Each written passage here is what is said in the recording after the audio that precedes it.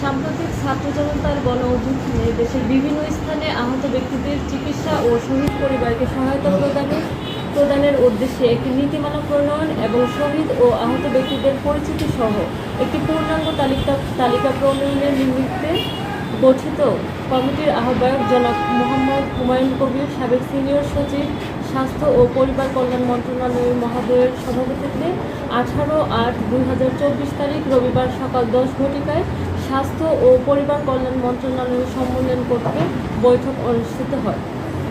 এ সময় সাম্প্রতিক গণঅভ্যুত্থানে শহীদ ও আহতদের পরিচিতি সহ পূর্ণাঙ্গ তালিকা প্রস্তুতকরণ, সহায়তা প্রদানের উদ্দেশ্যে একটি নীতিমালা প্রণয়ন ও বিবিধ বিষয়ে আলোচনা করা হয়, যার পরিপ্রেক্ষিতে আমরা একটি কেন্দ্রীয় কমিটি গঠন করছি।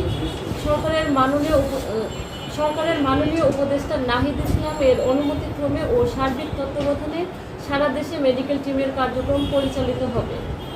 বিভিন্ন হাসপাতালের পরিচালকবৃন্দ ছাত্র প্রতিনিধিদের সাথে কাজ করে তালিকা প্রণয়ন ও অন্যান্য সমস্যার বিরুদ্ধে কাজ করার আগ্রহ প্রকাশ করে।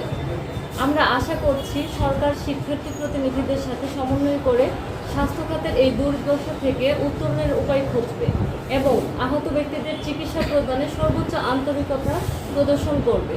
স্বাস্থ্য খাতে যে কোনো ধরনের অন্যায়, অনিয়ম ও দুর্নীতির বিরুদ্ধে আমাদের সর্বোচ্চ অবস্থান থাকবে।